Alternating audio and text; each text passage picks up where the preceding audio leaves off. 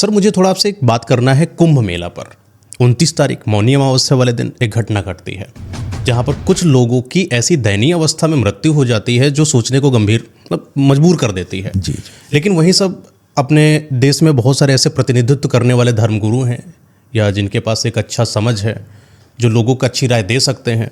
जब उनके पास ये बात गई कि आप इसको किस एंगल से देखते हैं, तो उनका स्टेटमेंट था कि नदी के किनारे इतनी पवित्र भूमि पर किसी इंसान की मृत्यु हो जाना आकस्मिक, ये एक मोक्ष की प्राप्ति जैसा है। तुम्हें तो गर्व महसूस करना चाहिए कि तुम मरे तो एक पवित्र भूमि पर मरे जाके। सर मेरा जो एंगल इसमें अलग था कि मोक्ष की प्राप्ति और किसी को कुचल कुचल कर मार देना, पैरों के नीचे से दबा देना। हमारे तो हिंदू धर्म में संस्कार रहा है, दाह संस्कार, अंतिम संस्कार, 16 श्रृंगार। डेथ होती है तो हम अपने जो हैं हमारे, उनकी जब हम अंतिम क्रिया करते हैं सजाते धजाते बड़ी विधिवत इज्जत से लेकर जाते हैं। वो कैसी हत्या जो पैरों से लाश को मारा जा रहा हो। एक तरीके से इंसान पड़ा है, उसको 20 लोग डंडा लेके मार दिए।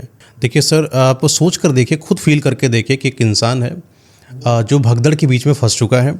सर उसकी इच्छा तो रही होगी भागने की कि मैं भी भागूं, अपने आप को बचाऊं, लेकिन क्योंकि वो पैर के नीचे है, गिर चुकी हैं बूढ़ी माता, कमर उनकी लचक चुकी है, एकदम से नीचे दबी है, उठने का प्रयास करती हैं, तब तक पता चलता है कि सामने से एक लात आ रही है, इनके कमर पे पड़ी और कमर टूट गई। सर एक ऐसी एक महिला रही होंगी, पड़ी रही होंगी, तो ऐसे बचाव के लिए ऐसे हाथ उठाया होगा, किसी की लात पड़ी होगी, इनका हाथ टूट गया होगा, किसी की नाक टूट गई, किसी का दांत टूट गया, कोई आंखों के बीच में किसी का पैर पड़ गया। एक बच्चा है जो चल भी नहीं पा रहा सही से, लेकिन गोदी में माँ लेकर आई है, उन्हीं के ऊपर पैर पड़ा होगा, मुंह से सिर्फ ब्लड निकल के आ गया। ये बेहद दुखद है, इसको मोक्ष नहीं कहा जा सकता। नहीं हो सकता है, ये मोक्ष नहीं है। इस पर ये कहना कि उनको मोक्ष की प्राप्त हो गई, ये असंवेदनशीलता है।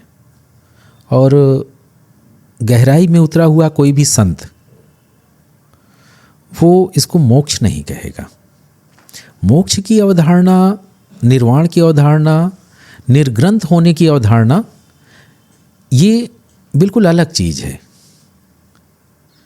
हम निर्ग्रंथ होते हैं जब हमारी ग्रंथियाँ एक एक करके खुल जाती हैं, जो हमारे जिनको नॉट्स हैं माइंड के, जिसको बाद में फ्रायड जो है कॉन्शियस, सबकॉन्शियस, अनकॉन्शियस माइंड के रूप में व्याख्यायित करता है। वो नॉट्स जब हमारे पूरे एक एक करके तिरोहित हो जाते हैं तो हम निर्ग्रंथ हो जाते हैं। भगवान महावीर स्वामी को हम निगंठनाथ पुत्र कहते हैं। इसी तरह निर्वाण का अर्थ होता है दीपक का बुझ जाना। जब हमारी कामनाएं, सभी कामनाएं धीरे धीरे तिरोहित हो जाती हैं, वो दीपक बुझ जाता है, हमारे कर्म अकर्म हो जाते हैं। जब हम अपने कामों को इसलिए नहीं करते कि हमें किसी कामना की पूर्ति करनी है, जब हमारे कर्म जो है इसलिए नहीं हो रहे होते कि हमें किसी कामना की पूर्ति करनी है, बल्कि हम सर्वभूत हिते रताः हो जाते हैं, तो वो होता है हमारा निर्वाण। मोक्ष इन दोनों का मिश्रित रूप है।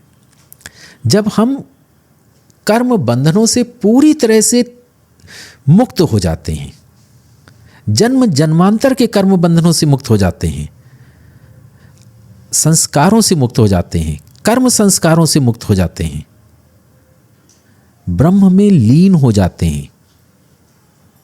ब्रह्म अवस्था है, राम अवस्था है। स्थानम अहम निधानम स्थानम, उस अवस्था में पहुंच जाते हैं तो मोक्ष है। सर ये स्टेप तो समझ में आ रहा, अच्छा लग रहा है जो आपने बताया। कर्म खराब थे इसलिए उनकी मृत्यु हो गई, कर्म अच्छे होते तो वापस आते। गहना कर्मणो गति कवियो अपत्र मोहिता। कर्म की गति विद्वान से विद्वान व्यक्ति नहीं बता सकता, स्वयं श्री कृष्ण भगवान नहीं बता सकते। कर्म का कॉन्सेप्ट बहुत सरल है और बहुत जटिल है, तो अपनी अपनी बुद्धि से, अपने अपने विवेक से व्यक्ति उसकी व्याख्या करता है। किसी व्यक्ति की अबुद्धिपूर्ण व्याख्या पूरे दर्शन को प्रभावित नहीं कर सकती। कर्म के पीछे जो दर्शन है उसको अलग अलग बुद्धि से अलग अलग लोग समझते हैं। जो उसके वास्तविक स्वरूप को जानता है वो जानता है कि कर्म दर्शन क्या है, लेकिन जो नहीं जानता वो तो उसकी कोई भी व्याख्या कर सकता है। लेकिन जैसे H2SO4 का प्रयोग एक साइंटिस्ट अलग ढंग से करेगा और एक बैटरी में एसिड डालने वाला व्यक्ति दूसरी तरह से करेगा और एक अपराधी उसका प्रयोग दूसरी तरह से करेगा।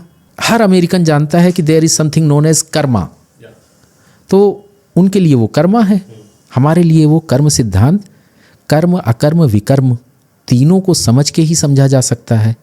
सही बात है जी। एक और बड़ा कंट्रोवर्शियल स्टेटमेंट है कि आपने व्यवस्था करी कुंभ में, भगवान आपके थे जिसलिए आपने व्यवस्था करी, फिर वहाँ पर डेथ हो जाती है, भगवान कहाँ थे आपके? अब इस चीज़ को जब मैंने थोड़ा सा एनालिसिस करा तो मुझे पता चलता है कि जब महाभारत का युद्ध हो रहा था, श्री कृष्ण को पता था कि मरेंगे, लाखों करोड़ों आदमी खत्म होंगे, लेकिन उनको जो चीज़ पता है वो व्यक्त नहीं करेंगे क्योंकि यही विधि का विधान है।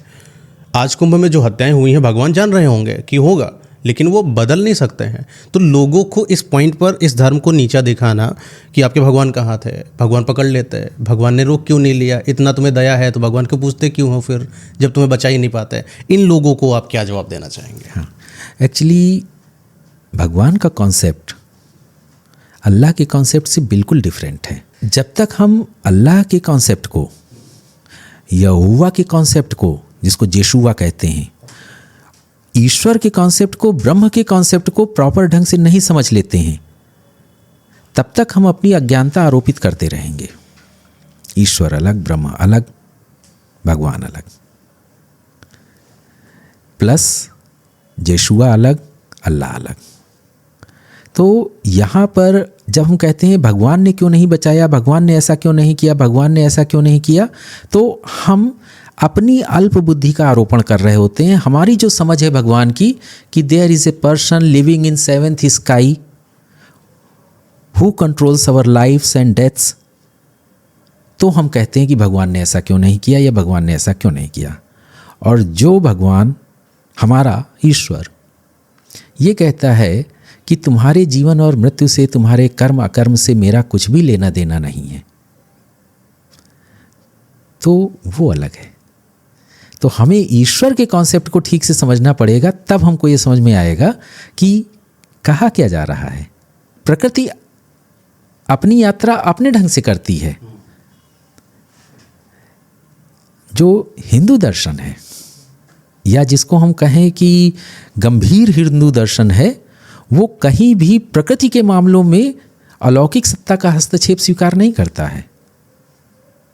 प्रकृति का अपना विधान है और अलौकिक जैसा कुछ भी नहीं है। यानी दूसरे शब्दों में हम ये कहें तो हिंदू धर्म में ईश्वर, कम से कम जिस ईश्वर को हम जानते हैं इस्लामिक प्रभाव की वजह से या क्रिश्चियन प्रभाव की वजह से, वैसा कोई ईश्वर नहीं है। अच्छे इंसान के साथ गलत हो जाता है, अच्छा इंसान जल्दी ख़त्म हो जाता है, बुरा हमेशा अपने राज करता है। रहा है लोगों को बड़ा क्वेश्चन मन में, दिल के अंदर। अच्छा और बुरा तो आपके स्वार्थों के ऊपर निर्भर करता है ना। जो आपके स्वार्थों, नज़र का अच्छा, जो आपके स्वार्थों की पूर्ति कर रहा है वो अच्छा इंसान है, जो आपके स्वार्थों की पूर्ति नहीं कर रहा वो बुरा इंसान है। तो आप कैसे कह सकते हैं कि अच्छा कौन बुरा कौन? जो सामाजिक मान्यताओं को पूरा कर रहा है वो अच्छा इंसान, जो सामाजिक मान्यताओं के विपरीत आचरण कर रहा है वो बुरा इंसान। तो जीवन और मृत्यु ये भौतिक चीज़ें हैं और ये भौतिक चीज़ें भौतिक कारकों पर निर्भर करती हैं। ये किसी ईश्वर के ऊपर डिपेंड नहीं करती, कम से कम ऐसा धर्म हमें सिखाता है। यानी कि एक जो दुश्मन होता है वो तुम्हारी नज़र में दुश्मन है, हो सकता है वो अपनी नज़र में सही हो, वो उसके लोगों के लिए दोस्त है। ट्रंप अमेरिकन के लिए अच्छा व्यक्ति है। आप देखेंगे कि हिंदुस्तान में एक बहुत बड़ा वर्ग ऐसा है जिसके लिए नरेंद्र मोदी देवता हैं। बिल्कुल। और हिंदुस्तान में एक बहुत बड़ा वर्ग ऐसा है जिसके लिए नरेंद्र मोदी संसार की सभी समस्याओं की जड़ हैं। स्वार्थों की लड़ाई होती है। तो अच्छा बुरा जैसा कुछ नहीं है, स्वार्थ हैं। न कश्चित कश्चित मित्रः न कश्चित कश्चित रिपुः, व्यवहारेणैव सर्वमित्र सर्वरिपुः।